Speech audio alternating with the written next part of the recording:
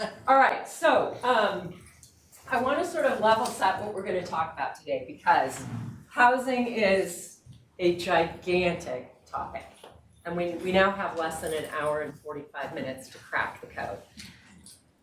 And so the panel and I have done some thinking about, well, how could we start a conversation PCL would help lead about the housing conundrum and what's important for everybody to start thinking about in terms of sort of the big chunks of what we need to get our heads around to tackle that conversation. And so that's what we're going to try to do today as a panel, is plant some seeds for that bigger conversation. Where is housing policy, not performing? And by the way, jury's out because we passed some 100 bills in 10 years. And where are we maybe, just maybe, getting it flat wrong? So my name is Terry Watt, and I'm the moderator. Cara, we could put up the slide on the panel. But just to do a little framing, California is unquestionably in a housing crisis, so is much of the planet. Does anyone disagree? But we are in some other crises as well. Housing might not matter if we don't save the planet. Biodiversity and climate among them, both accelerating, deeply consequential for whether or not we have livable cities in the future. Too often, and this is my perspective as a planner, who I think has done some really good planning in my career, some of you as well, and we're just watching that planning and all of those community conversations sort of get hammered by the housing crisis. So that urgency of housing production is eclipsing some of these other emergencies. And we think these should all be dealt with in an integrated way, and that the co-benefits of doing that are just staring us in the face. So what you're going to hear from our experts is that meeting our housing goals doesn't require sacrificing our beautiful natural and working lands that, by the way, sequester carbon. They're part of that answer. They're also critical to our food supply. They're critical to biodiversity. It doesn't mean putting housing in unsafe places where the housing gets burned or flooded as, look at Marin County for heaven's sakes. Nor does building the housing we need, need to be the only thing we do. So we're gonna get our heads a little bit about how we go about this. So I'm gonna tell you what I think the current narrative is that's driving state policy. The current narrative is more housing, anywhere, any kind, streamlined. And I think that was a good message for a couple of years. I think it was a wake-up call. I think, getting everybody afraid, don't mean Rena, all the consequences, all those, was a good thing, got everybody's attention.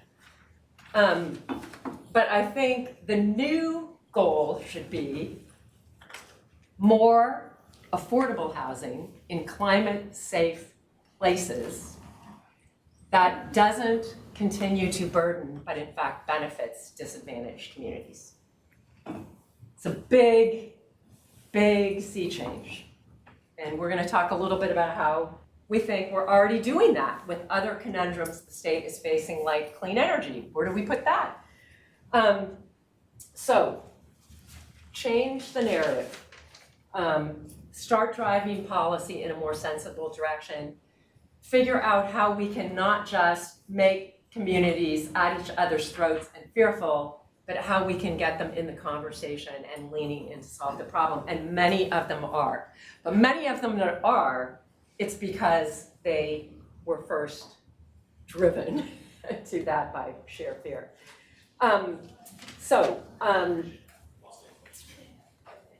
When we say start with location, we don't want to diminish that we also mean where the housing goes, we need to be attentive to location too.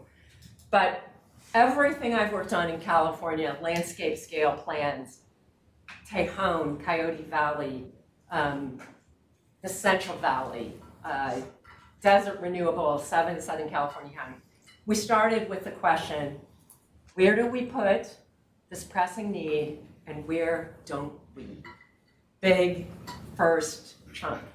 We're not even having that conversation about housing in California, and of the hundreds of bills that have passed, you know, only 1 or 2, SB 375 sort of indirectly touched at this by alignment of sustainable community strategies and RHNA. So this is the conversation we need to start today. There are, as Ken Alex taught me, thousands of solutions that have merit to any given problem. We can't obviously dive into all of them today, but we want to have time to hear from you too about what we should be attentive to. So we're going to start the conversation, and we're going to try to sort of aim at what are some I learned this from Michael Mantel, no regrets things we can do while we are sort of reframing the problem statement in the narrative. How big is the problem? 1 million homes? Is it just affordable, or is it 2.5? You know, reframe the problem statement and then see what we can get done that doesn't have unintended consequences, and to the contrary, has co-benefits across the board for these co-equal crises. Let me introduce my panel, my esteemed panel. I work with all these people. Well, I'd like to work with James again, so there's my wish for today. So Ken's gonna kick us off. He's, you know, Director of Project Climate at UC Berkeley. By the way, when he stood up Project Climate coming out of the Jerry Brown administration, AG and administration advisor, he gave careful consideration to what actually are the policy levers that would matter against a rapidly changing, frightening climate. So he is all about what do we do first, what can we do concurrently before we fully understand all the science and the problem. He will be followed by James Corliss, who is the Executive Director of the Sacramento Area Council of Governments. Just so important because he's one of the big cogs. To hear from him. And James, a big dog and a big cog. James reminded me that you can stand up the best planning on the planet, aiming housing in the right places, and oh gee, we might find out it isn't working like we thought. There are other barriers. This brings in that other 1,000 solutions. We need other solutions than the ones we probably put on the table today, but we need to sequence them and we need biggest bang for the buck. All right, and then he will be followed by Carl Lacey, who is amazing. And she's the program director in the climate program for the Nature Conservancy. All of these titles completely understate what these folks do. She's also in charge of wildlife connectivity, or close to it, at the Nature Conservancy. So there you have the two pieces coming together.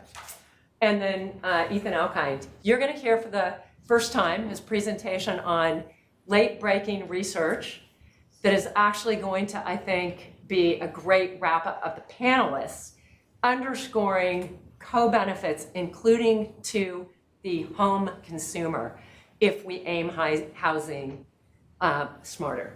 I'm gonna conclude my opening remarks. We want time for people to get in the conversation, and I want to take names for who wants to be in the conversation after today. We're gonna hold questions till you hear the panel.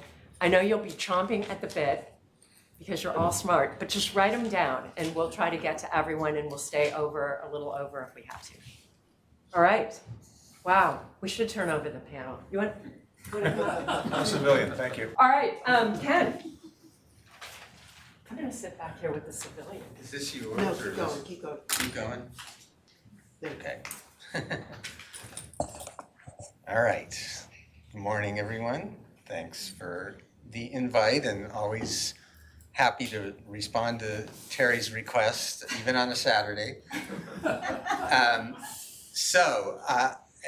I'm just gonna briefly set the stage a little bit and talk about at least one possible approach of the thousands of possible solutions. I think we can mostly agree on this piece, which is that the land use imperatives in the state There are many, but these are three of the biggest: housing production goals, clean energy deployment at scale, and protecting biodiversity and high-value conservation. You might add in things like transportation and some other things, but these three, we'll see if this thing survives. I think, no, it's the back is coming up. So these three are sort of the overwhelming set of issues for land use at the moment in the state. And so the question is, how do we integrate these and make intelligent decisions in a state that has 58 counties and 400 and some cities and different decision-making processes among all of them? And then, of course, the state has its own views. And so it turns out, as most of you know, the state and others already have lots of planning tools. And one of the places where they're actually being used is for how California energy agencies screen for their planning for renewables.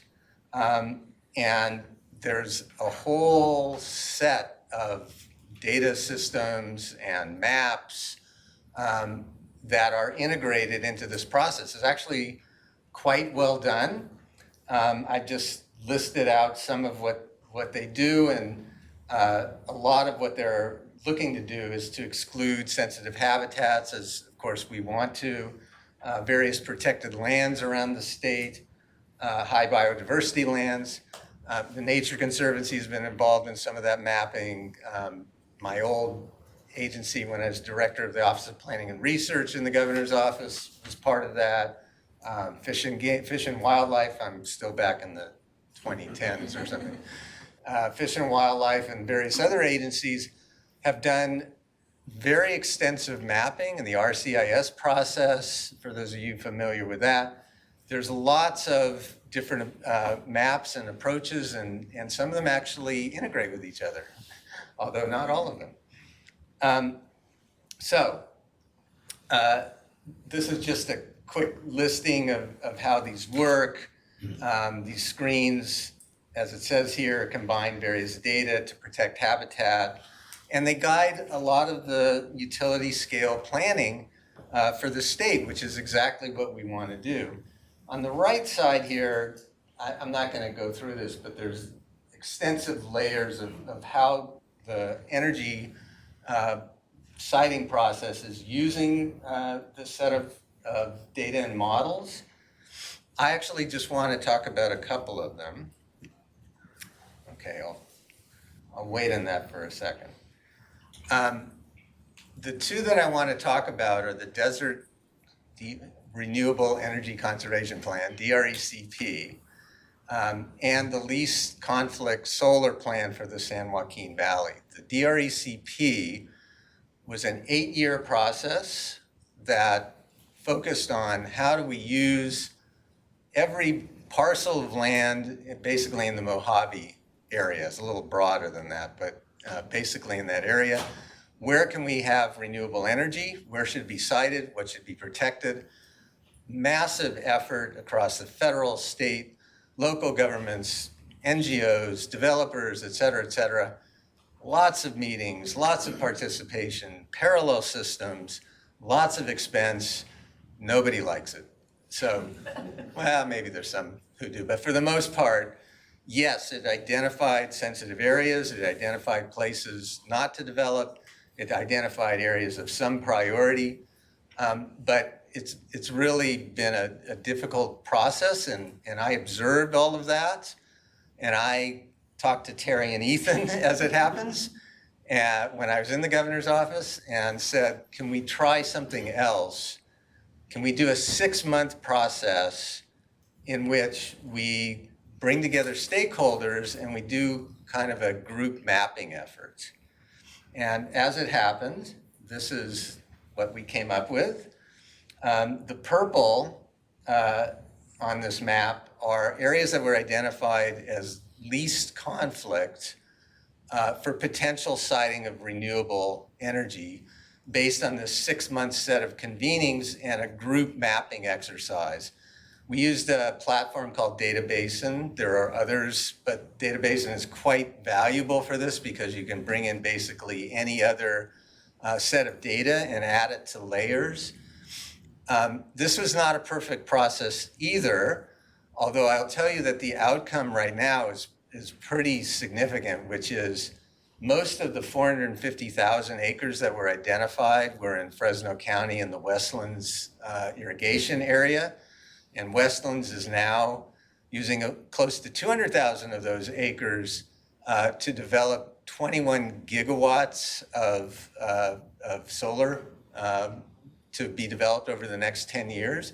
So that process has helped inform it. But I will say it's not easy because it has to bring together stakeholders who are willing to engage. And then you need somebody like Terry to really corral them and make sure that the process moves along. The state of Washington is using a similar process now for a number of its determinations about how to use, where to site renewable energy. I am of the view that even though this is not easy, that it can be a really valuable mechanism to think about broader planning and siting issues, including where we should put housing, in conjunction with things like renewable energy, in conjunction with how we preserve land and property and high import acreage. I actually think you could do a whole general plan process at a county level, starting with something like bringing in stakeholders and talking about where are areas that they feel could be developed without harm to the interests that they represent.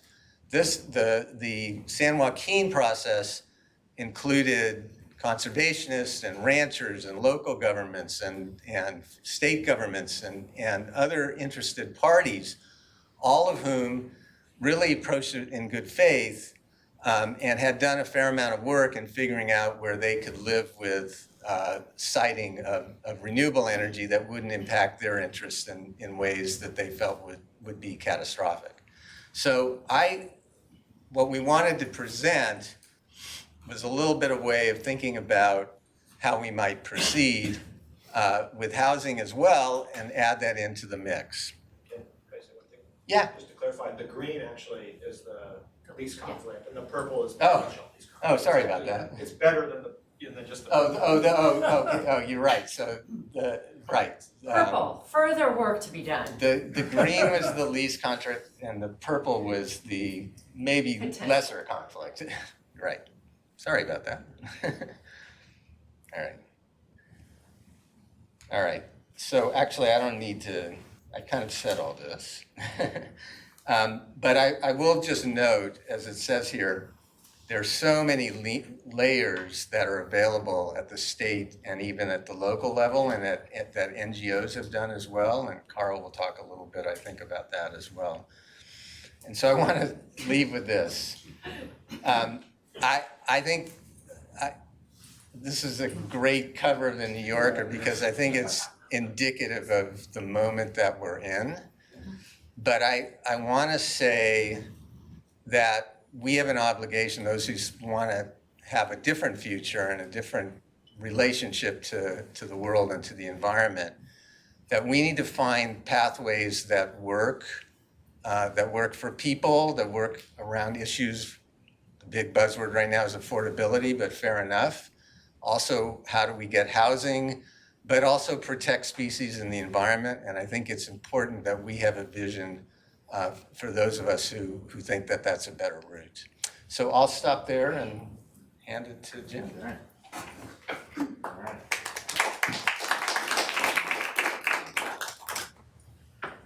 Okay. Good morning, everybody. Oh, this is like a mic, actually, it's a microphone. Yeah. Okay. Really, thanks so much for having me and inviting me here. So I'm James Corliss. I'm Executive Director of the Sacramento Area Council of Governments, or SACOG. We cover the 6-county greater Sacramento region, Yolo, Sacramento, Yuba Sutter, El Dorado, Placer. How many people live in the greater 6-county Sacramento region? Oh, interesting. Not like the minority, not the majority of people. That's okay. I will try to adjust accordingly. Okay, so I think the opening plenary panel this morning actually was a great setup to what I want to talk a little bit about with Mayor Guerrero and former Senate Pro Tem Darrell Steinberg. Because I run a regional agency, I run a multi-county agency, and part of our charge, as they so well described this morning, is to do transportation, do land use and housing, and actually have a long-range regional plan that reduces greenhouse gas carbon emissions quite significantly over time. And so I want to talk to you a little bit about how difficult this is. We're like the implementers, like we take it very seriously to try to figure this kind of problem out. And you might also find it interesting from a transportation planning agency. One of the many things we've learned in all of this implementation is our best climate strategy is a housing strategy. That by far and away in this region, this is a fast-growing region that could either spread out really quickly or grow up pretty significantly. Our best climate strategy is a housing strategy. That does not mean we don't need to invest in public transit and walkable communities, and we have an amazing plan to build 1,000 miles of bike trails to connect the entire region. But I'm going to talk to you a little bit about why housing is so important and also why it's so difficult and so challenging. So this is to orient the majority of you that do not live here. You may be familiar with Davis and Sacramento and maybe other parts of our region, but it's kind of it's a remarkably large region. We go all the way to the rim of Lake Tahoe. We go all the way down to the Sacramento Delta, out to the Capay Valley, up to Yuba Sutter and Marysville and Yuba City. And this map basically just shows you the green is sort of ag, foothills in yellow in the foothills of the Sierra Nevada, and then gray is the urbanized footprint. Red is what we call our centers and corridors. That was a sort of a planning framework that we developed 10, 15 years ago. And then the purple is actually the either approved or potentially approved new growth, new outward growth in the region, right? So we are actually the fastest growing metropolitan region in California as the last 5 years. Many people are moving here. Our population is booming. Our prices are going up. It's harder to live here and harder to afford to live here, which is another major issue. But I wanted to give you a little bit of that landscape to understand. We're going to add, we're 2.6 million people. We're going to add another 600,000 to 3.2 million people by the next 25 years. We will be the population of metropolitan Denver today in the year 2050, right? Geometrically, we could house all that future population growth on the gray and the red.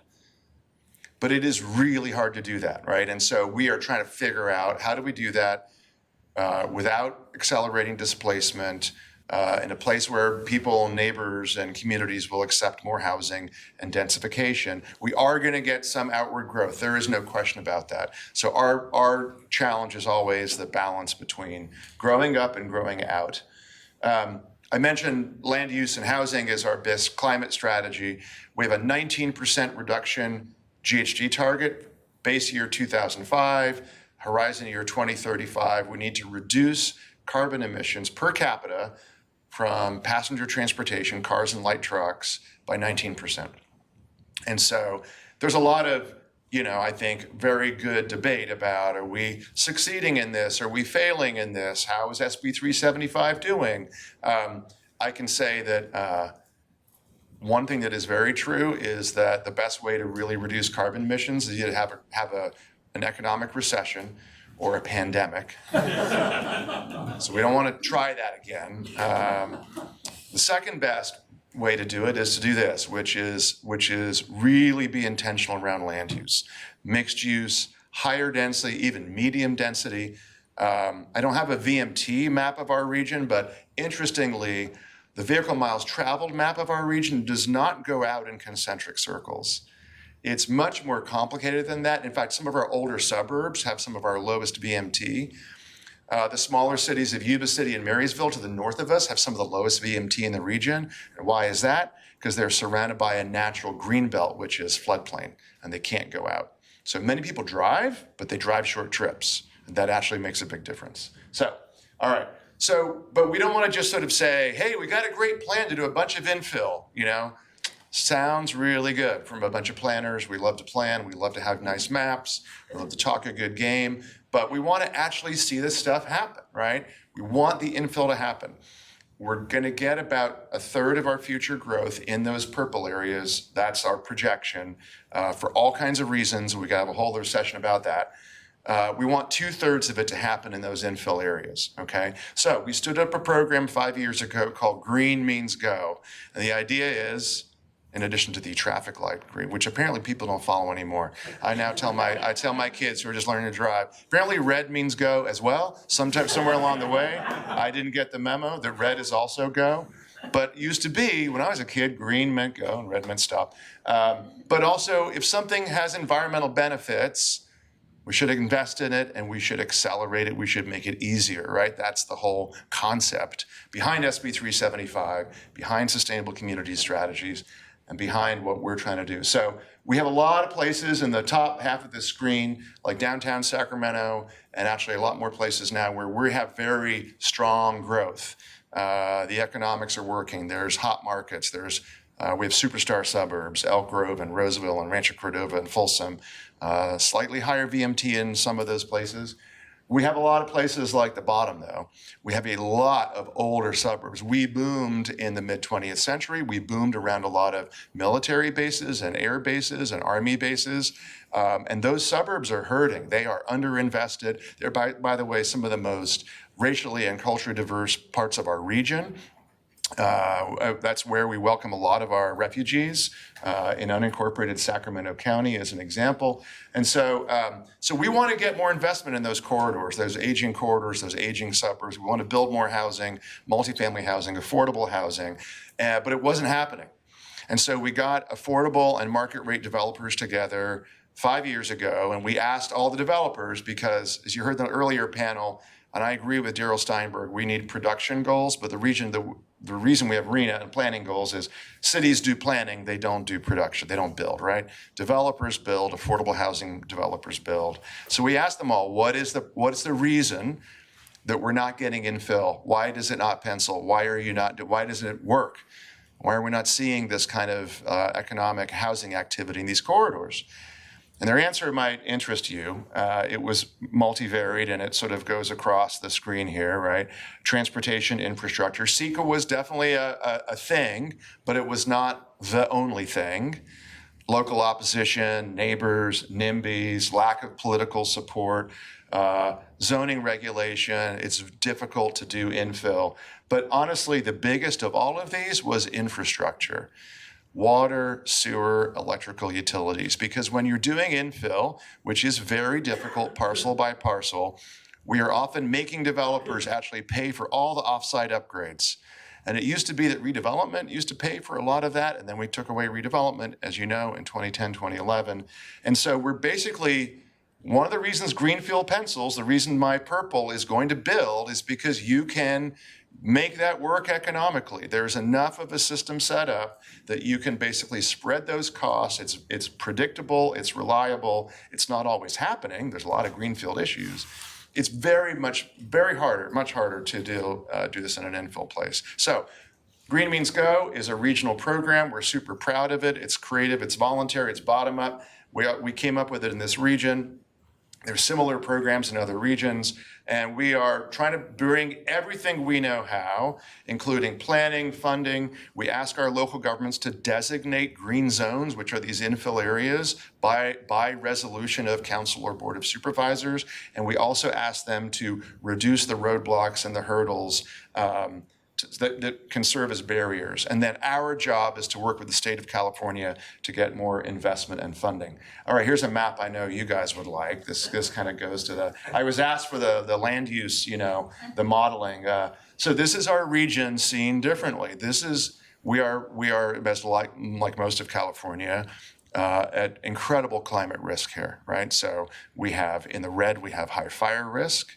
In the blue, we have flood risk. Now we have you heard Mayor Guerrero this morning, it's not, nothing is 100% guaranteed, but we have taken a lot of that blue basically out of flood risk, and we are building now to either a 200 or a 500 year sort of flood protection. Green is prime ag land. We have remarkable prime ag land in this region. We grow most of the sushi rice for the United States, if you didn't know that. We actually export it to also Japan. And the gray, which is harder to see, is our urbanized footprint. So the Green Means Go program is to get as much development in the gray so that we don't get development in the red and the green and to some extent the blue. Make sense? Yeah, and we got questions later. So we asked our jurisdictions, like I said, look, if you want to participate in this, you have to be active, right? This cannot be, even from a regional government, this can't be a top-down thing. I can't tell cities and counties like we're going to build here, we're going to invest, like you're going to do this. That doesn't work that way, right? This is a coalition of the willing. So we have 28 cities and counties in our region. 26 of them said they would participate and designated these green zones. So the green areas in this map, you see yourself in Davis there. You go up to Woodland to the north and you see downtown Sacramento, West Sacramento, a lot of unincorporated Sacramento County, Rancho Cordova, Citrus Heights. These are a lot of the older suburbs, a lot of the very distressed, disadvantaged neighborhoods that need more reinvestment. So all the green is what the cities and counties have said. We will work in these areas with you, SACOG, and we want the state to be an investor. We want them to be helpful. So again, green zones, locally nominated by resolution. 26 of our 28, everybody at that point was like, which were the two that didn't? I'm not going to name them. I just don't do that. All my jurisdictions are above average, and I love them all. We worked really, really hard to get state investment in these places. And this is a story that's going to come around. Like, there's not a lot of good news stories these days, but this is a good news story. So we have a regional early action planning program, REAP 1, which was statewide back in 2019, 2020. That was the first time, really, the state of California has given locals and regional governments money to do housing planning, rezoning to basically be pro-housing, and it made a huge difference. Smart Strategic Growth Council, SGC, we got a sort of an earmark from Senator Pan. Thank you, Senator Pan, former Senator Pan. $3.2 million through the state budget in 2021. I'll show you where that money went. REAP 2 came a couple of years later. We worked really hard on REAP 2, $600 million statewide, $29.3 million. And that REAP 2, by the way, we were ready to go in the SACOG region. All those green zones, we had projects, water, sewer, utility, sometimes planning and specific plans, but we had it all teed up for that money, so we knew where we were going to spend it. And then we're really grateful that we got a USDOT Reconnecting Communities grant under, and we held on to it too, by the way. We were on a DOJ list last year, and that was threatened. A DEI study, oh, terrible. And we frankly, we worked with the Republican members of Congress that if you mean it's in a disadvantaged neighborhood and it's the first investment they'll have in 50 years, guilty as charged, but it also is water, sewer, and utility upgrades to build housing. And when our Republican members of Congress figured that out, they went to bat for that program, by the way, so there's hope. All right, so what do we spend these things on? This, by the way, I want to give you a photo. This is what we're talking about for infill. This is why this is not easy. These corridors, this is North Watt Avenue near McClellan Air Force Base that shut down 30 years ago. This is on wells and septic, okay? This is really, really not easy. So we got $7.4 million of that federal grant onto this corridor and parcels like this. We put REAP 2.0 money. We also worked with ULI. They were the Urban Land Institute, super helpful to do a lot of planning. City of Marysville, one of the coolest cities, one of the oldest cities in our region, really helping them revitalize their downtown. And you can see the layering of these grants has really enabled, I think, a lot of these cities to, frankly, update their general plans for the first time in like 40 years. Specific plans and roll out the red carpet for development. And then here's where our early activation money went. This was an old, actually vacant lot that's called the San Juan Motel on Stockton Boulevard, just 4 miles south of here. And this is going to be our first bus rapid transit corridor in the region. We were short $2 million on this mutual housing, affordable housing project, 120 units, all affordable. We were able to put $2 million on to basically save this deal, and it is now building, as you can see on the right-hand side there. So we were able to actually activate this project, activate the corridor, and here is the good news. There's good news, people. There's good news in the world. A little bit, got to look for it, but these are completed housing permits in our region, and we need to build about 10,000 units of housing every year to house our growing population. And we were at a deficit in the Great Recession. We were hit really hard, and now we are finally coming up, and we are above 10,000 housing units. And of course, as Terry said earlier, like, well, where and for who, right? So that's a fair question. Oh yeah, there's our little animation. That's what we need per our long-range plan. Let's look at green zones. So these are these infill areas. Our program started in 2020.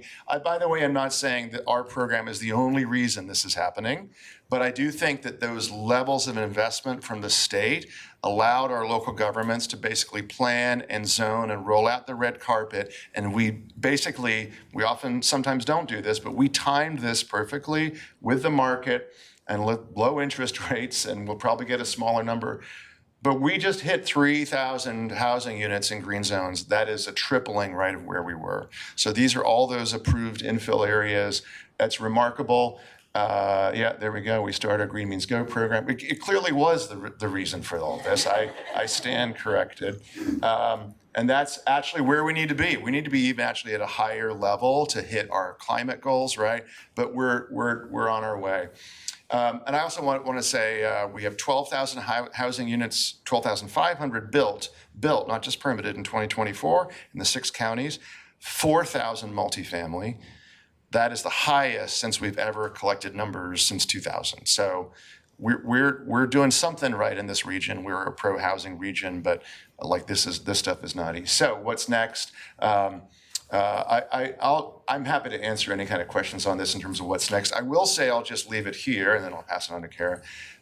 One of the actually interesting things is we're looking at creating a regional VMT mitigation bank or a VMT exchange for projects, and to actually, we don't know yet, so stay tuned, but to focus it exclusively on infill and affordable housing. So that's another, because we're kind of out now. All that money, 60 million, has done really good things, but we need the next 60 million. Frankly, we probably need close to 700, 800 million. But we are looking at VMT mitigation or an exchange as one way to do that. So with that, thanks very much.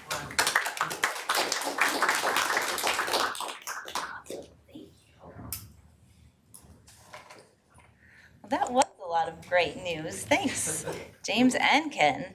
Hi, my name is Cara Lacey. I am with the Nature Conservancy, and I'm really excited to be here today. So thank you so much for being here on a Saturday and for listening to us. I'm going to be asking the question, are we playing with a full deck? Who out there thinks they're playing with a full deck, or maybe not playing with a full deck?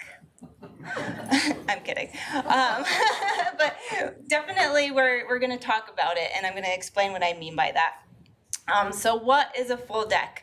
Well, as you know, we've passed a lot of housing bills. We've passed a lot of legislation. I could ask who's sick of housing bills and who's sick of housing legislation. We all kind of are, but there's going to be more, so we'll just have to face that reality. So we've made building easier. We've made building easier in places where we do want to see some building happen, infill locations. Sometimes it's at the expense and cost of other resources, our natural and working land resources. And so we're really trying to think about with this presentation, and it's more of a conversation. These are more ideas to talk with you about. I don't have all the answers. I would never say that I do. But I think we can all get close if we work together. So we just need to get location right. We've been poking holes in CEQA. We've been thinking about how to get more housing in certain places. And we do that at the cost of other goals. Sometimes we displace residents. Sometimes we're not getting enough affordable housing. We're just thinking about supply.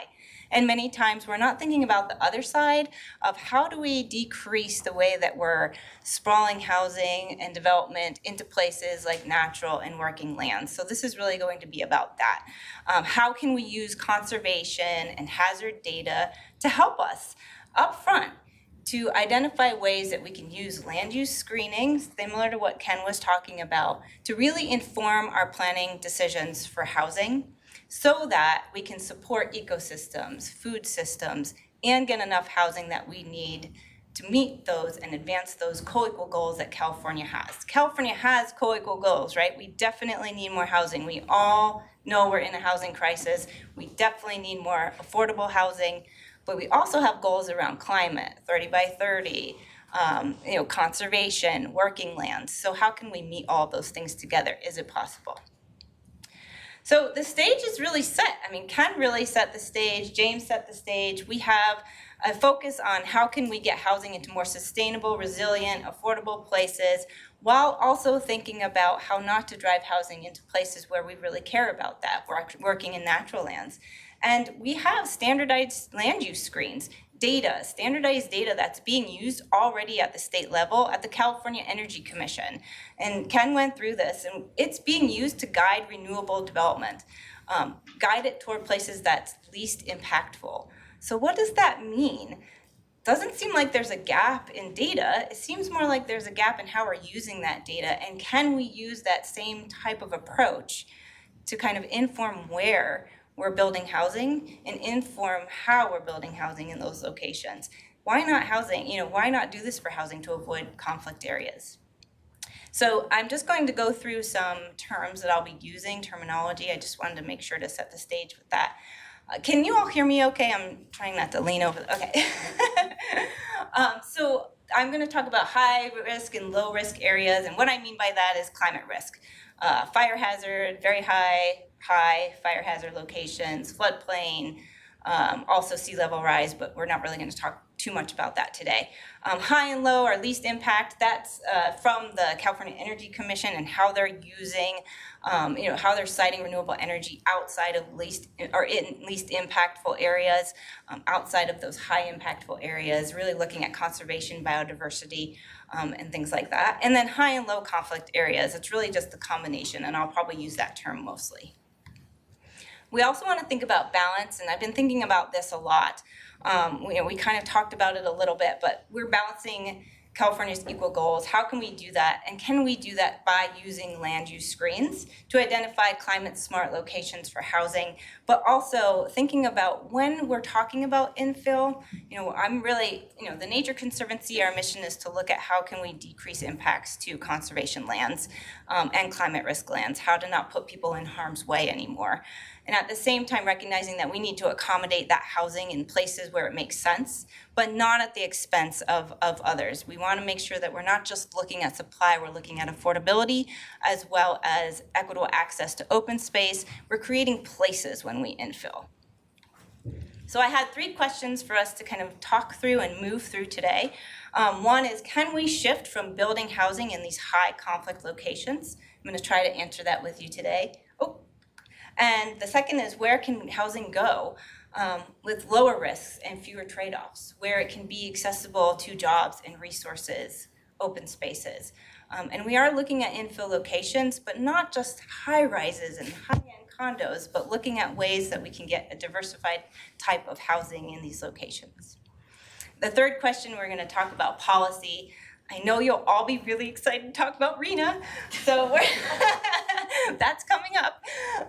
But I have 2 case studies as well as a tool to take you through. So in Merced, the Nature Conservancy and Cascadia partners looked at investigating using land use screens first. So they really identified, if we were to take the Merced Vision 2030 plan and kind of look at it through the lens of natural and working lands, could we develop something called an integrated planning approach where natural and working lands are setting the stage and we're using that at the beginning as a screen to help to inform where development could go? So I'm going to take us through that. And then Fresno County, really interesting, Fresno County COG is going to meet their RHNA 6. And that's saying a lot for many jurisdictions right now. And they're going to do it in a sustainable and resilient way. They're keeping people out of harm's way, and they're also looking at those conservation resources. They're using screens. Section 6558 4.04 of RHNA has those land use factors that shall be considered. They're not just considering them, they're using them to drive where housing could go to be more sustainable. And then I'm just going to take us through a quick tool that also helps to look at kind of parcel level screening for siting housing. This tool can be used and is being used in SCAG, and it's just an interesting thing that I want us to think about. I don't know a ton about it, but is it something that we could scale, that we could use for other places? So, get excited. Merced, we're looking at natural working lands informing planning. So Merced is a really interesting county. It has some of the most productive working lands, as you see on the screen, in the country, with an annual gross commodity value of over $3.4 billion. So we looked at this and thought, when they're going to grow, and this was done in 2019, it was actually done by my colleagues Liz O'Donoghue and Carrie Schloss with Cascadia Partners. Can we think about bringing natural and working lands right into that beginning planning phase? And what would that look like if we were able to do that? So the Nature Conservancy used a scenarios approach to test the impact of an integrated planning approach, what we're calling it, and look at that in relativity to others, relative to other approaches. So we modeled 4 scenarios. The first scenario was recent trends. It really reflects the continued kind of business as usual growth since World War II. Then the second approach was the typical planning approach, or the standard planning approach, which really was the approach developed by Merced County Association of Governments and represents the 2030 vision of developed land in 2030. Then we did a dense and dispersed scenario, which really looked at and focused on urban infill and how that could be distributed throughout the county. And then we looked at the integrated planning approach, really asking the question, can natural and working lands be integrated into planning upfront and help to use those values to inform where housing shouldn't go and where it could go? And so we really took this approach and started working that scenario. So what you're seeing here is the 2030 vision plan by Merced. And what we did was we removed development from high value natural and working lands. So it looks a little bit like this. We identified high-value, significant farmland, as well as conservation biological resources, and identified what we would want to protect and what we could protect if we just shifted housing and didn't put new housing in those locations. And then we said to ourselves, okay, how much housing was that, and can we still accommodate it? And the answer was yes. We could redirect that growth to places like town centers. We could create mixed-use centers. We could still create other neighborhoods where there's different types of housing. Because we're not just talking about high-rises again in downtown, but placing housing in areas where it actually would be more accessible to transit, and at the same time being able to maintain the housing capacity by cutting conflicts with natural and working lands. And this is also good news, like James had. It turned out to have really great results.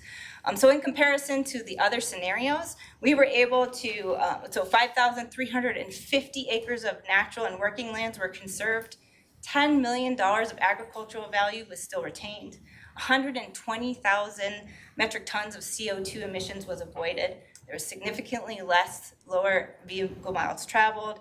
We reduced annual costs for vehicle maintenance and fuel by about $1,500, so cost to the consumer. And Ethan's going to be talking more about cost to the consumer if we build out rather than in.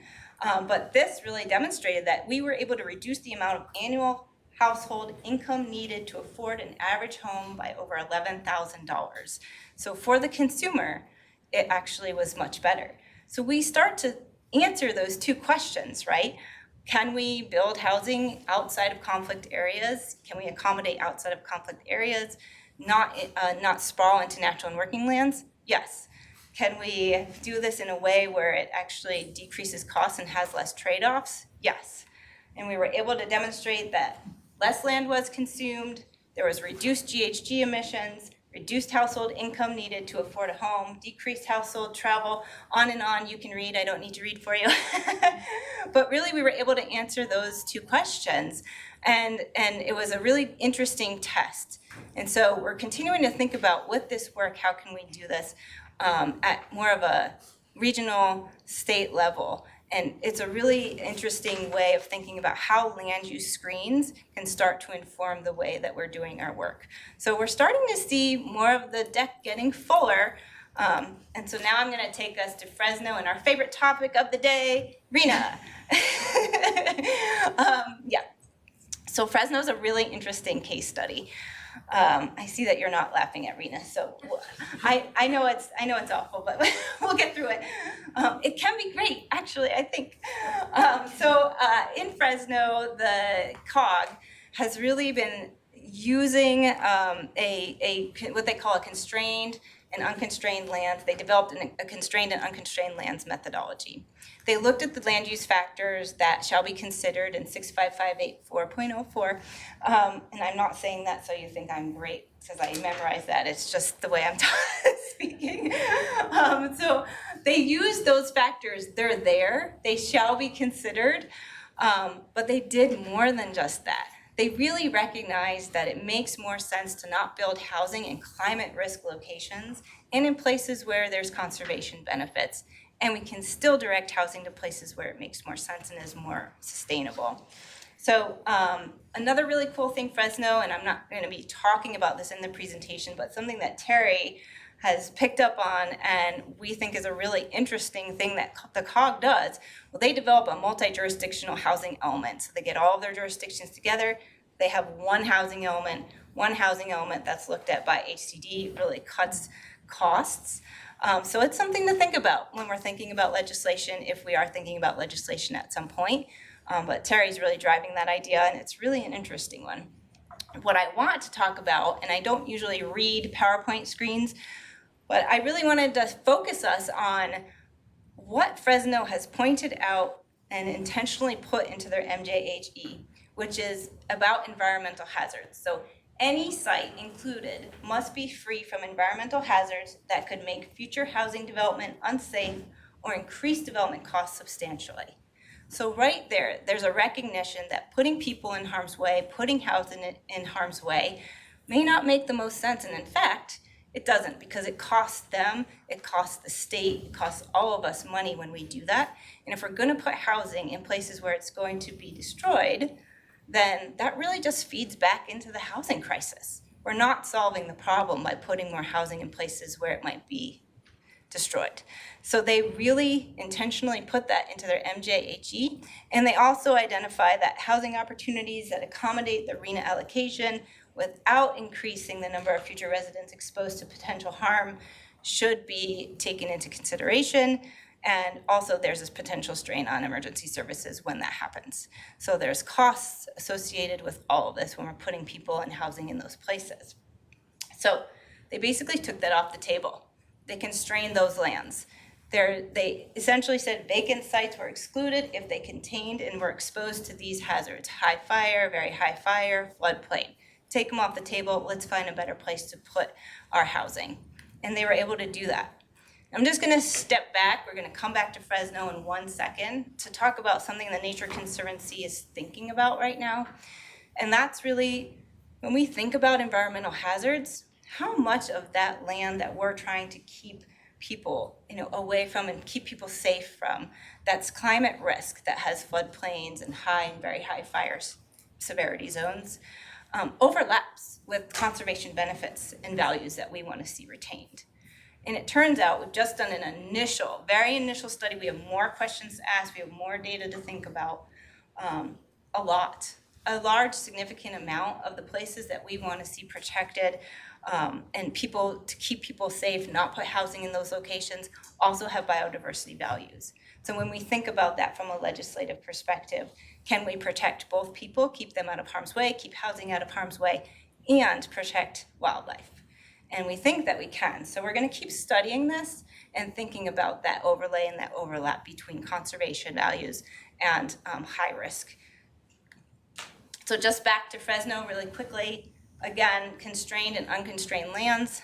They used the RHNA methodology that they developed and used land use screens just like what Ken was saying, what had been similarly used by the CEC to allocate more housing to jurisdictions with greater shares of suitable developable land.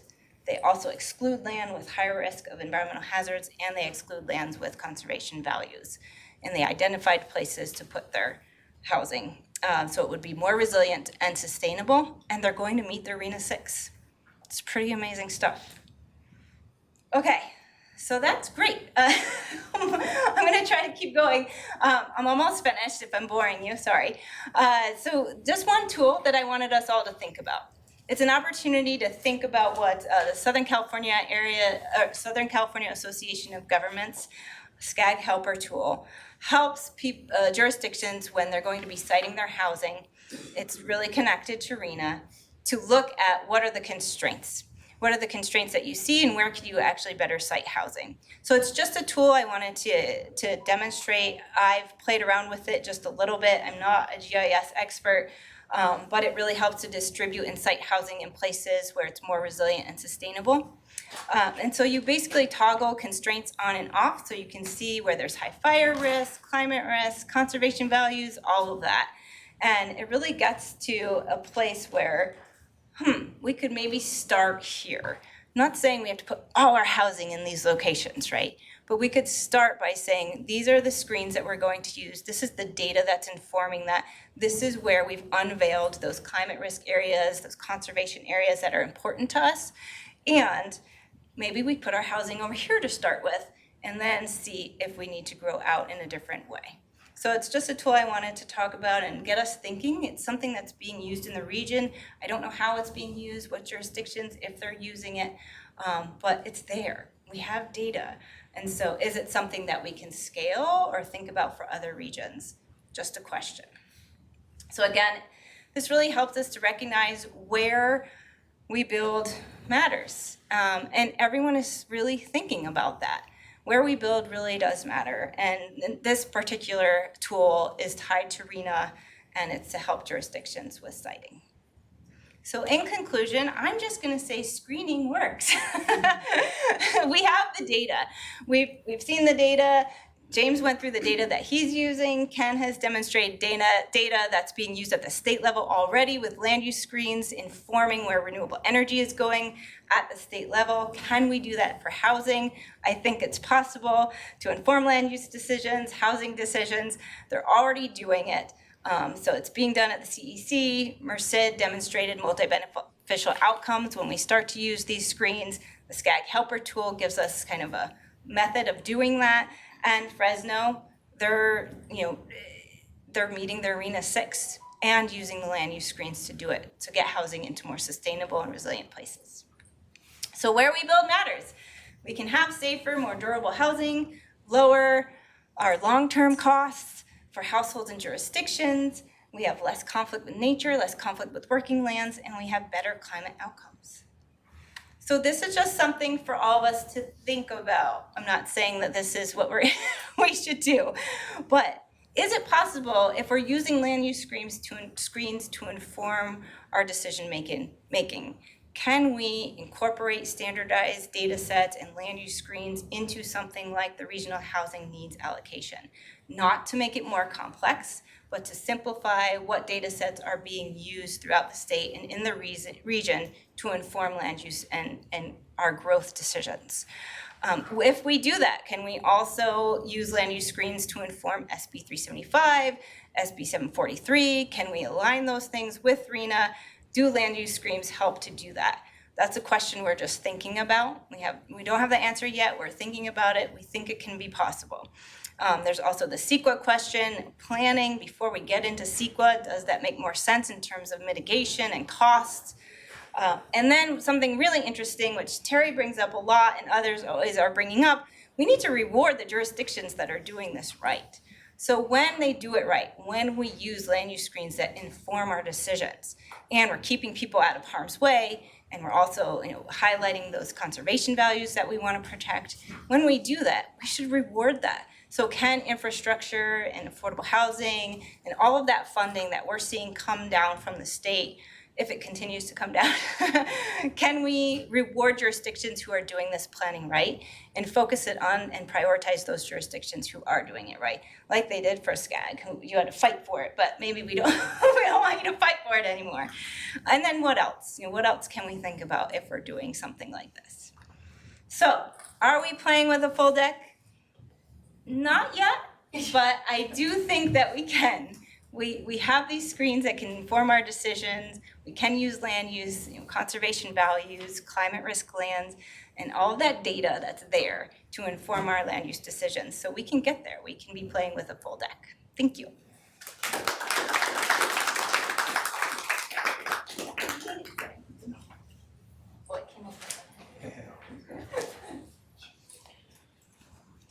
All right, well, I get to bat cleanup here, and hopefully everyone's already convinced of the value of advanced planning, screenings, using data tools. So my job hopefully would be a little bit easy here, which is to really make the case that this matters to the average person out there concerned with the price of new homes and housing costs in general. And Cara touched on some of the fiscal benefits and financial benefits and savings that the average consumer can have. But we've got a new report that's hot off the PDF presses, so to speak, came out on Tuesday that really delved into some of these numbers. So I'm going to talk about that, and then I'll conclude by talking about some of the policy follow-up that I think we need if we really want to see these types of screening tools implemented and actually see results on the ground.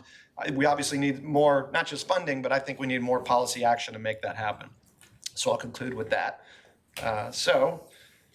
Affording the California Dream is the new report title, so I stole it for this presentation as well. Where and what are the affordable new homes? When we go out to the average person out there, they may not care about a lot of the issues that folks in the room here may care about, right? Environmental protection may not be number one for folks, but what people really do care about is their wallets, right? They care about their cost of living. We've seen the national repercussions of a cost of living crisis. We see it really all over the world. And I think we have an opportunity and a responsibility here in California to solve this problem. And I think we can do so in a way that aligns with some of the screens that we've seen here. Well, let's put some numbers on the problem here. And that is a massive, decades-long underproduction of new housing in California that has led to the state having unbelievably high housing prices. And to put that in a different context, the percentage of people's household budgets that goes to housing. It's over 50% for a lot of folks in this state. And it's the number one reason why we're hemorrhaging our middle class to other states that are high polluting states, like Texas, for example. We're going to lose congressional seats because of that. And it's the reason why we have high homelessness in the state. And it's the reason why so many people are really struggling to get ahead. And just some data on it, we see going back to 1980, just the amount of homes that we would need to see permitted and ultimately constructed in the state to just keep pace with our population growth. Just if you see that chart there on the right, just how much we've been under permitting, under producing, and then also the implications for what that means for the environment, just from an air quality climate perspective, looking at passenger vehicle carbon pollution. Little dip there in during COVID. So to James's point that if you want to decrease vehicle emissions, you need a pandemic or a recession. This chart, I think, really underscores that. So we're creating a twin crisis here. We have created a twin crisis, an economic crisis, and then also an environmental crisis. And the reason why I show this slide is because there are a lot of folks who will say, all right, well, if we're not building enough housing, if it's unaffordable for people to buy a new home, we should be looking into those outlying areas. That's where the true affordable new homes are available. So maybe those purple areas, James, that you're talking about, and probably beyond the purple, I would guess. That's where we're seeing a lot of the new growth. And the argument is that that is truly affordable, not subsidized affordable. I'm talking the sort of colloquial sense of affordable. But the argument that we make in this report that I'm about to talk about is that we've been thinking about affordability all wrong. We've been thinking about basically just what's the new home price, that defines affordability. But that we've not been looking at the actual cost of owning a home, the actual carrying cost of owning a home. And this actually dovetails with, Cara, what you're talking about in terms of climate risk, when you think about insurance costs, transportation costs, and utility costs.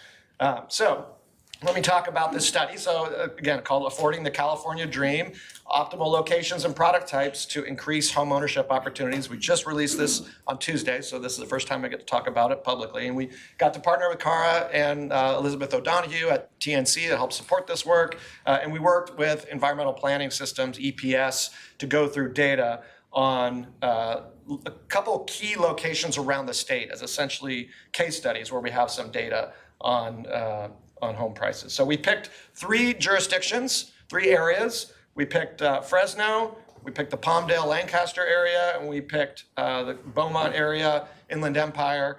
And we picked those areas because they're high growth parts of the state. They're relatively middle class parts of the state and representative of kind of where California is growing. And also because we have, through EPS, we had some data on the costs of different types of housing. And so we looked at these 3 case study jurisdictions, and then we looked at 3 types of housing products that are currently built, available for sale, or in the works, some of the developer pro formas that EPS has access to really get a sense of the actual costs of housing. And so this is a very detailed chart, which you don't have to memorize or read, so I'll just give you the quick summary here. We looked at 3 prototypes of housing. First, we looked at single-family detached housing. So, basically like your classic kind of home, separate, not sharing any walls, in an urbanized area, and urbanized meaning within a city and with existing utility services. Then we looked at the prototype of a single-family detached ex-urban home. This would be your sort of classic sprawl house, although I've been told it's not cool to say sprawl, but I think I'll just say sprawl because that's what we all think of.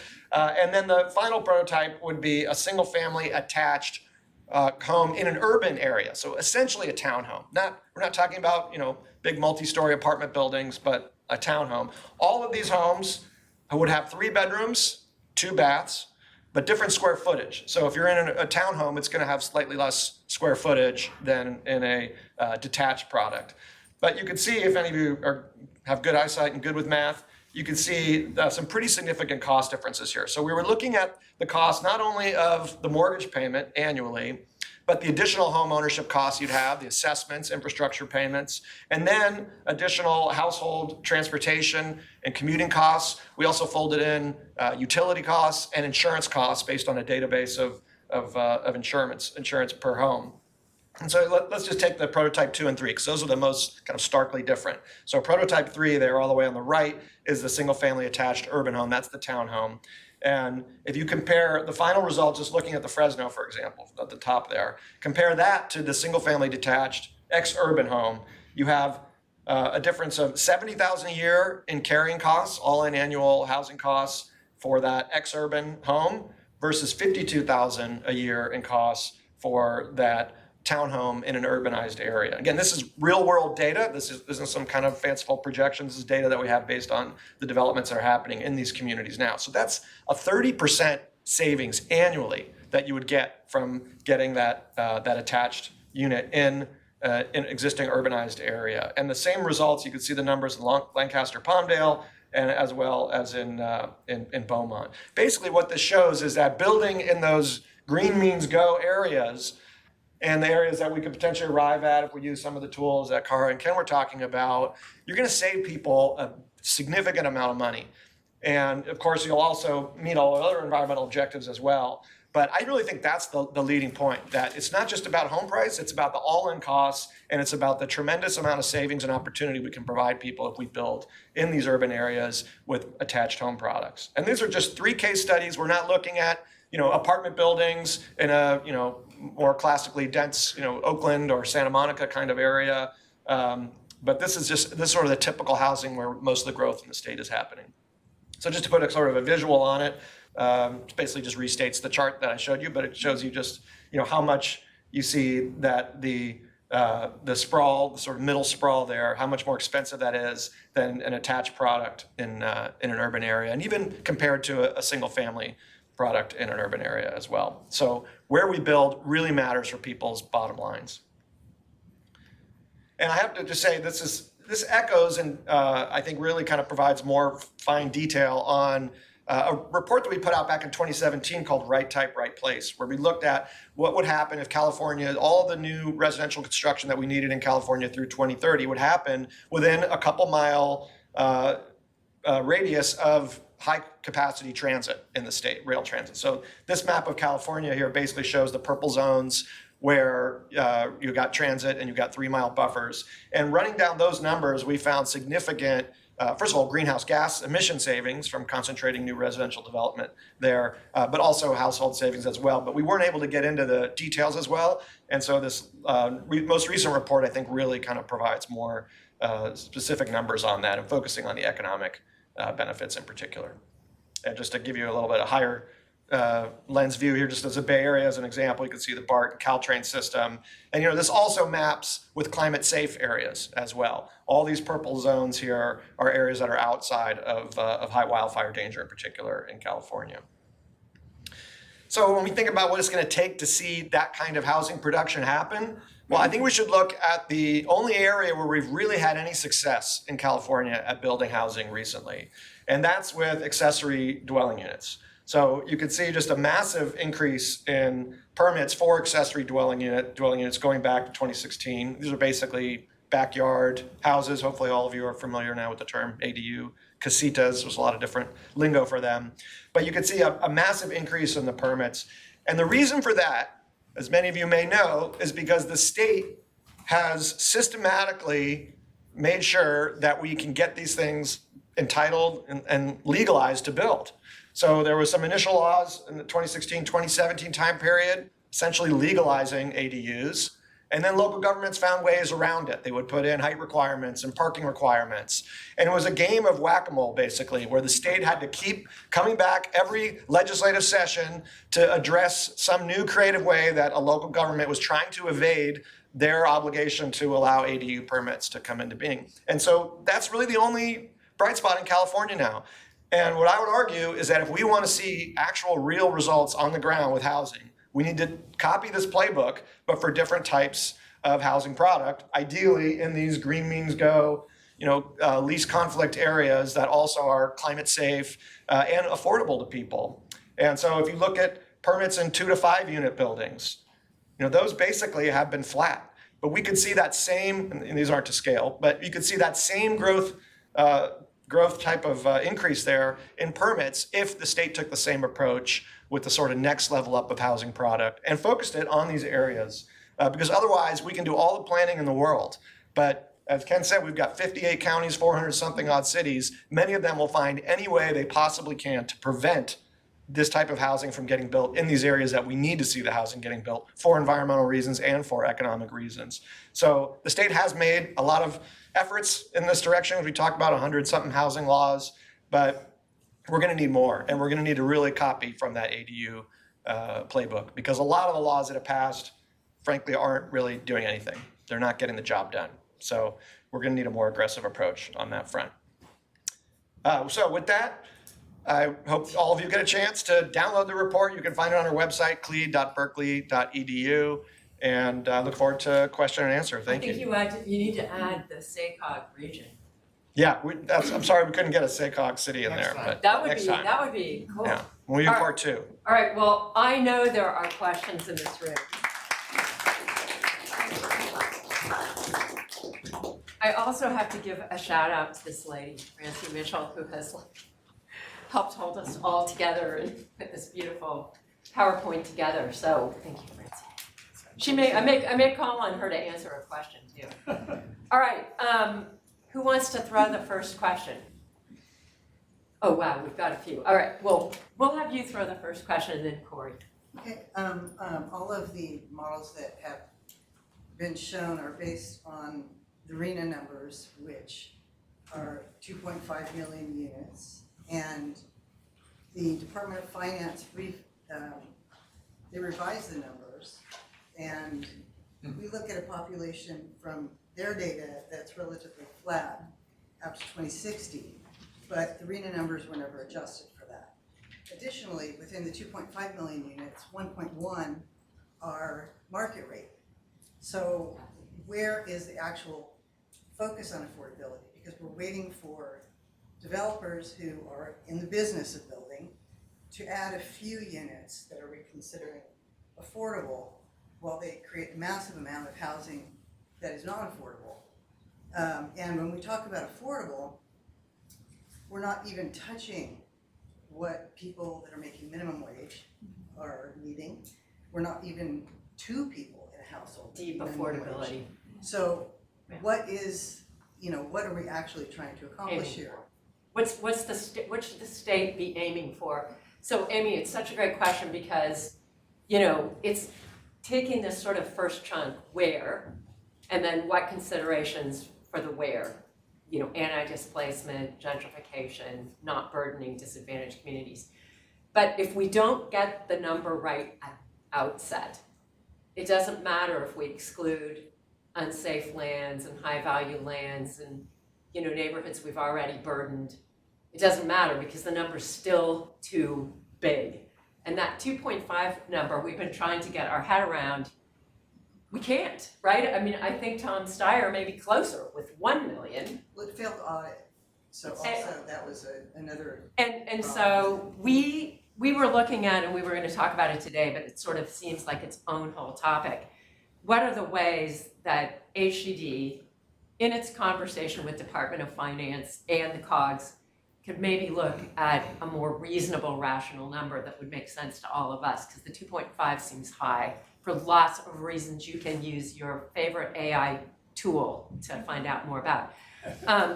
But I think also, you heard me say, what's driving policy now is just more housing, anywhere, any kind, streamlined. And some of us feel like that needs to be shifted to affordable housing in climate smart locations that benefit, don't burden disadvantaged communities and neighborhoods. And so that is a real shift in what would drive policy, and I'm looking at Jordan because you are a policy driver. And I think we need to let the experiment that is, tens of housing bills trained at more, anywhere, anytime, streamlined, take a breath and go back and really reshape what is the goal the state should be asking communities to meet, and reflect on the fact that if we're talking about building the RHNA, how many jurisdictions are actually going to build the RHNA? Meet the RHNA, meaning you've zoned for it and have a certified element. Okay, we have a lot of jurisdictions in that camp, but meet the RHNA, and so it's not fair. We're going to all fail. And the state is going to haul out all of its consequences, and we can't trade, and we can't get creative within the current laws now. So I think we need to regroup and really have this conversation too. One of our ideas was, how about if HCD consulted with other agencies like CNRA and maybe really think about capacity, water, and when they drop those allocations, when they make those allocations, be thinking about when they drop those allocations. And obviously, Amy, all kinds of things are happening with population. Well, economics is another issue because HCD doesn't do that. But let's not all be at each other's throats. Let's find a way to empower and uplift community like James is trying to do in the SACOG region. You have almost full subscription. So, does anyone want to add to that? I didn't mean to answer the whole question, but I got excited. And you want to add to that? Anyone?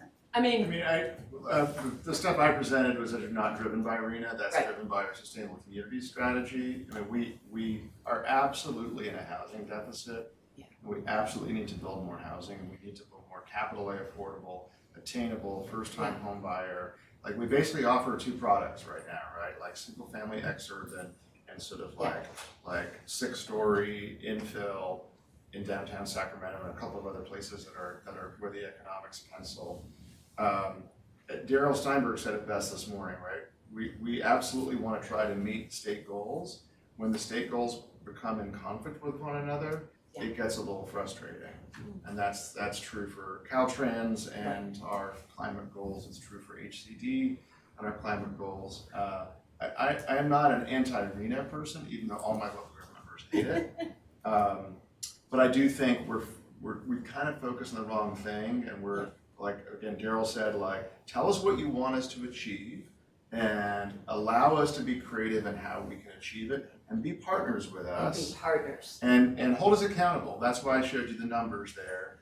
because we don't in government do enough of like, we're actually getting stuff done and getting it built. We're not getting enough capital A affordable. Yeah.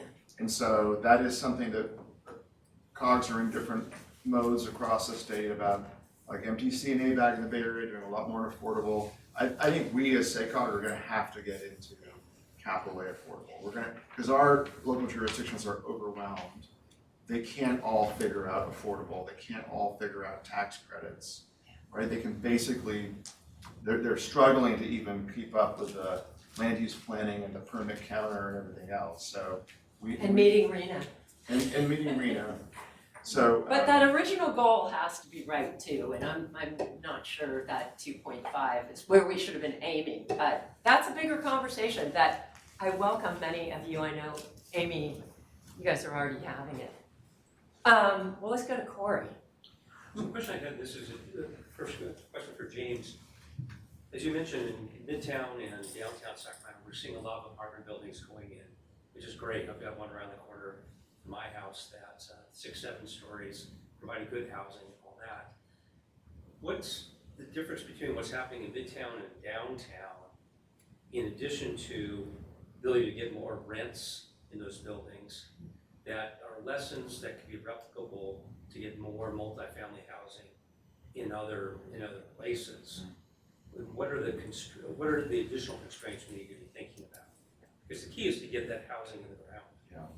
I mean, this is why we sat down with developers early on, right? Like for profit and affordable. And this is a little bit of our, and I love CARB, they're like probably CARB people here.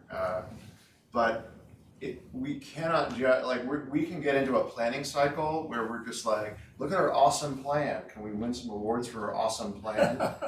We can't actually build half of what's in our awesome plan because it doesn't pencil.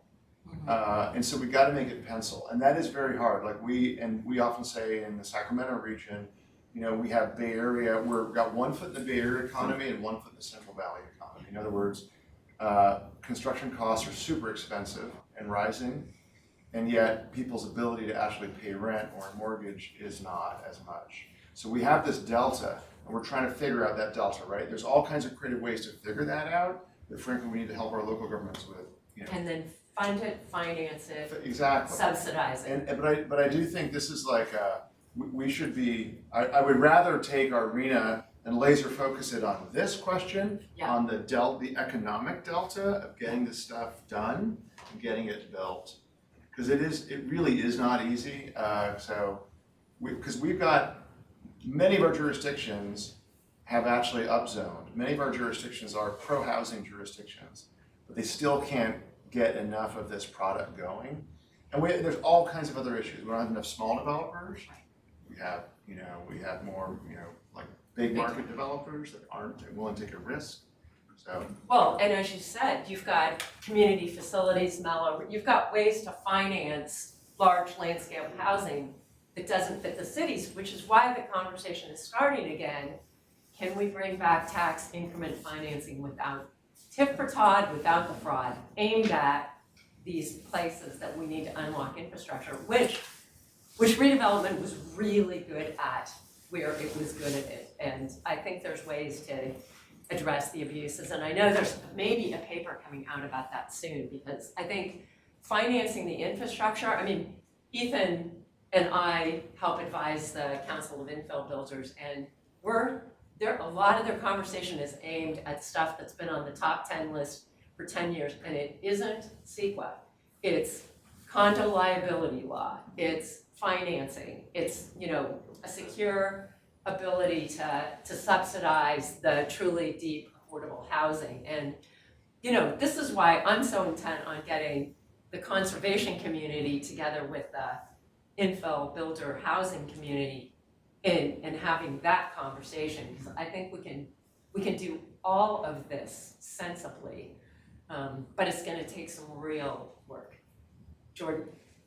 Okay, so first I do want to, obviously I think I have a different perspective, but I do want to push back on the questions about the RHNA number specifically. Okay, all right. We have a methodology that we use to calculate that number. correct. Yeah. That changed a few years ago, back in 2018 under SB 28. Previously, we only really looked at some other things, but the primary thing we looked at was population growth. Population can't grow if you don't build housing. So that is fundamentally in conflict of having a mechanism like that. We now look at vacancy rates, we look at overcrowding, we look at all of these things, and when you look at those things across California, and when you look at the number of homes that we're building per capita, it's pretty clear that that number is You think right the on. 2.5? Yeah, I do. We have very few cities in this state. You generally need about 5 homes per 1,000 people. 5 homes per capita is generally what you should be building. We've got some cities, Sacramento, great job to Sacramento is hitting that. Very few cities are. The question that I sort of have is if we want to hit these numbers, and I think we should, is RHNA itself the right place to deal with that, or is it the housing element process? And I think we have seen, like, what is the right mechanism to do that? And I think we've seen through the housing element process, I think we've all seen, citing that none of us particularly cared for. How do we change that mechanism? And does it make more sense to go through that than it does to go through I think it's the number I think it's itself? Great question, but Jordan, we need to empower cities and pat them on the back too, because the fear structure that goes into this. I will say I'm in favor of both carrots and sticks. Okay, sure, it's a thing. I think cities in this state have had a lot of time to get it right, and the conditions on our streets, and I think the cost of housing in this state demand that the time of the carrot is waning. So since my former boss, Rick Frank, is here, when I was in the Attorney General's office long ago, we spent a lot of time trying to figure out how do you do a general plan enforcement case. You can't do it. And housing elements are the closest you can get to it, and we tried one under Lockyer. So that, if you want to use the housing element, you've got to change the ability to enforce it. Enforceability.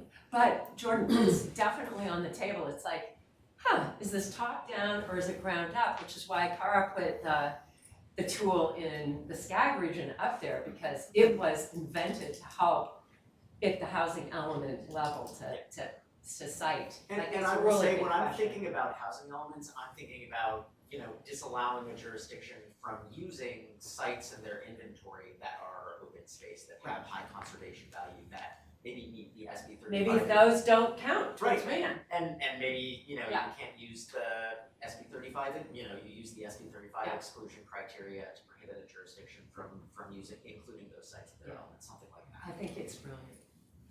We'll talk more. Yes? I had a question in terms of the screening tools, and I was wondering what are you using for those tools? Because I work with environmental justice communities, and obviously we use a lot of talking about the Cal Enviro screen. Yes. But I also work with housing justice folks, and they talk about opportunity maps and things like that. Because I feel like there are a bunch of different things that happen when we talk about housing, but also like for instance, we've just talked about what does it mean to have deeply affordable housing, Right. and the extremely low income housing. That's a lot of the housing that my communities are probably in need of. How do we target that, and how do we think about what that looks like also in environmental justice communities, because some of the information of what's in those communities might not be apparent just with the data that we have. So Cal Enviro screen was supposed to be using ground truthing in order to determine what are those sensitive receptors, and what that looks like. How do we think about, I guess, we haven't solved for the environmental justice issue. And so I'm just wondering in the presentation where you all see where does environmental justice show up in there? Yeah, I think it's a great question. So when we're talking about environmental screens, we were thinking about the data that's already there for high fire data, high fire hazards, very high fire hazards. It's a big landscape scale. Yes, but recognizing that there's this issue and this lack of data for environmental justice communities. And when we talk about when we're going to be infilling, definitely, we're not playing with the full deck, right? We don't have the ability to look at, and I think through 1485 that they're trying to like get open space into the general plans right now, and they're looking at equitable access to open space, but even that is lacking like how we're talking about place and placemaking and bringing in those perspectives that need to be at the table with more data. So I think that we're lacking in data, just as you said. We do have Calimero screens, we have other screens that we can use, but we're not really listening. Like I don't think there's a lot. It needs to be a community conversation that's it needs to be, had. so, you know, first slice, where we're not, to be just 10-year-old sensible. We don't want to put new housing where they're gonna burn down. But second level is absolutely the community conversation, and I would submit that we have these incredible tools now that can be brought into community to do that more site-specific planning, where and where not, right? Or how, or what investment is needed. And I mean, I think that's really possible, and I'm sure it is happening somewhere. We should have brought you an example today. But like, you know, if you live in a community, you know things that aren't gonna show up on a state standardized database. And we were talking about it yesterday, looking at where's the impact of CEQA exemption for advanced manufacturing. And at some point, you know, Corey and Gabe, we're gonna need to bring it into a community and see what we're missing. But you know, in a community may know that there's actually a school we may miss on some statewide database that's actually really impacted by an exempt advanced manufacturing facility that's gonna spew whatever. So But I think it's a great question, yeah, Ken. I think that's kind of where the least conflict stakeholder approach may be valuable. Yeah. Because you bring stakeholders to the table. I mean, even with EnviroScreen, we used it for the Strategic Growth Council, and it was subject to criticism because it has different emphasis than, say, a health-focused screening. Well, you could bring that data in and have a very meaningful conversation about a local community, and I think that has some value. We'll talk, because I bet you there is an example where this kind of conversation is happening to inform, okay, we got the target on our back, where the warehousing is going, but within that, there is a fine-grained frame as well that needs to be really paid attention to. Yeah, and I think the thing that I've focused a lot on soil, but like the other things that like I'm just in the last couple of years realizing is if you have a community that has a lot of contamination, a lot of that probably gets into the groundwater, and so you have a lot of the off-gassing and the vapor intrusion, and none of that comes up when we're talking about development, nor do you, like, where do you have that conversation in terms of people will go into those units? How do we make sure that they're, you know, like you could put notices that say Prop 65 or whatever, but like, you know, at the end of the day, when we think about affordability too, is affordability like you create a project up front, but what about the cost that goes onto a person and thinking about healthcare and things like that? And I feel like It's really good. like for parts, like specifically in communities where I know that pollution migrates and it's a bigger problem than we know now, like how do we think about that when we develop too? It's really good. Great question. Okay, who else? I know there were other hands up. Yeah, Howard. I'm gonna toss this one out. I've talked to Terry about this and I'd love your Oh, good. They're gonna answer you. Yes, I'd love your input on this.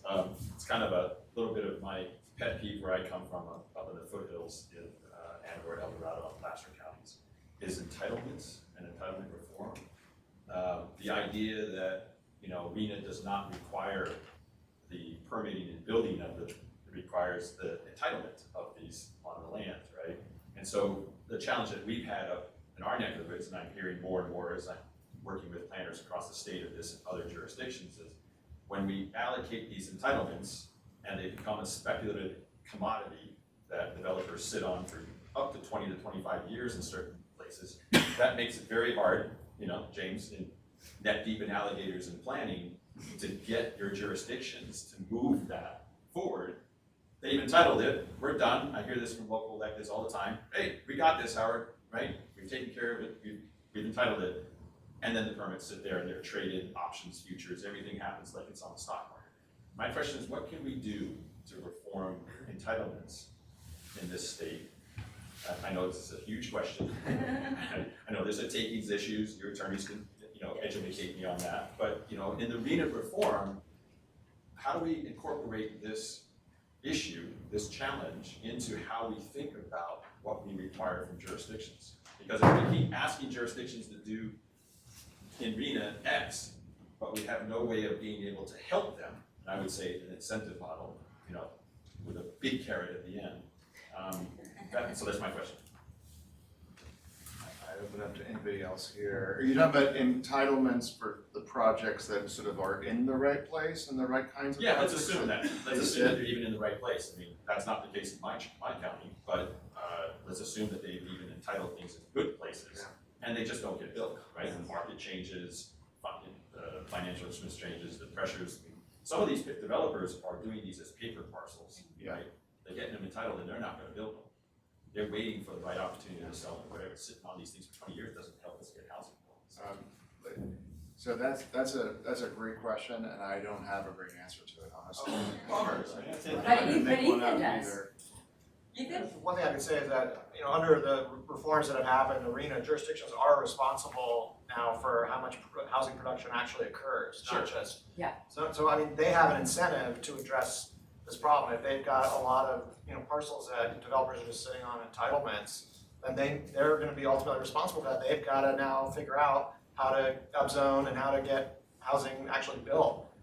So, that's, at least in terms of motivation, I think the locals are gonna be motivated to address that problem. Let me play devil's advocate for a second. I hear this from the local electeds.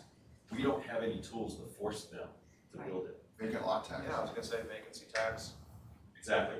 So we can start looking at vacancy tax on lots as opposed to dwelling units, right? Different type of vacancy tax. And just a fun little thing, we just did a poll on taxation for housing and transportation, and a vacant lot tax was one of the few things that was actually very highly supported. Oh, really? I think largely because most people don't have a vacant lot.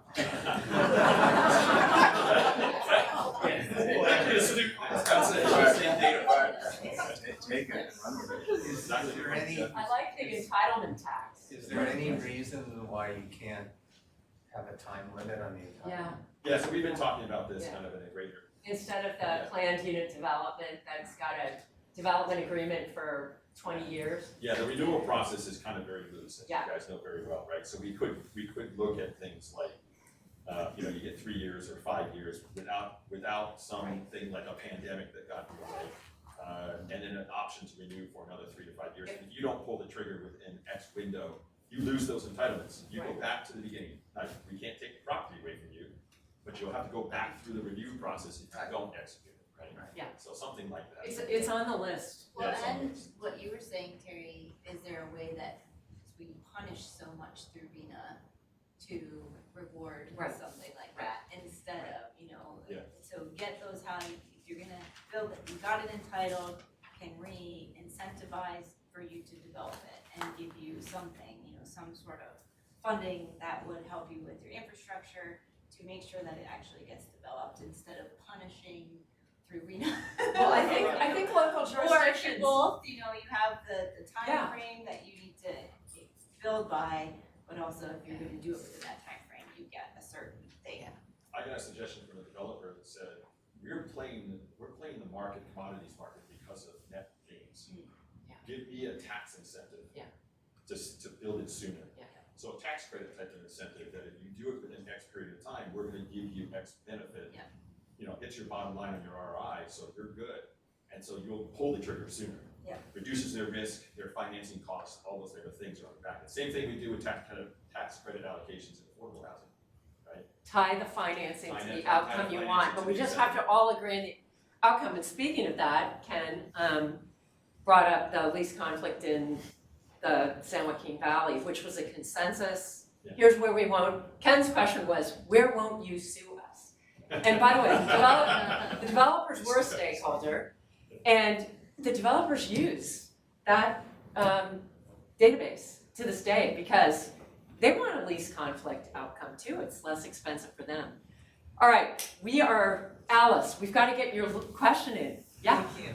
So Carrie, you just said, you talked about we punish through RHNA, which of course my mind immediately says builder's remedy. Builder's right? remedy, yeah. Which is the thing that throws a giant wrench into all of the planning Yeah. that we're talking about. So, how do we, this is my question, I guess.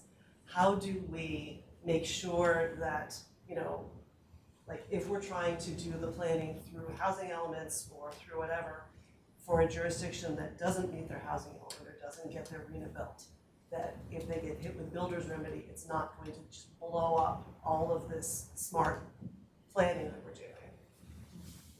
Jordan, does builder's remedy just go too far as a carrot? There, I'm really putting you on the spot. You mean as a stick? I mean, as a stick, yeah, sorry. No, although there are ways that we can tweak it to make sure we don't have I think that's impacts a on the conversation. environment. I think if you don't produce a compliant housing element in the allotted timeframe, there should be punishment for that. And also, as Alice said, it shouldn't blow up, smart planning. And so when you do, certainly I think for ex-urban areas, there's a different case there than urban areas.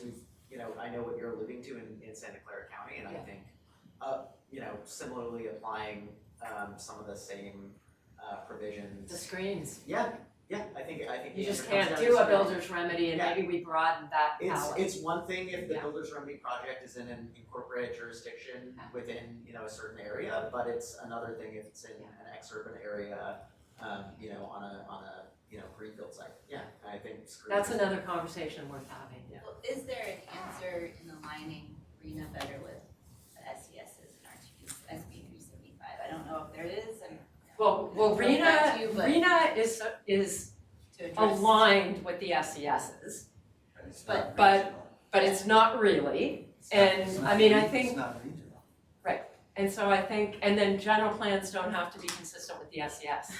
So, If you're but I talking think, builder's remedy specifically, you need to get into the HAA, Yeah. that's. yeah, the HA, well, that's on our list too.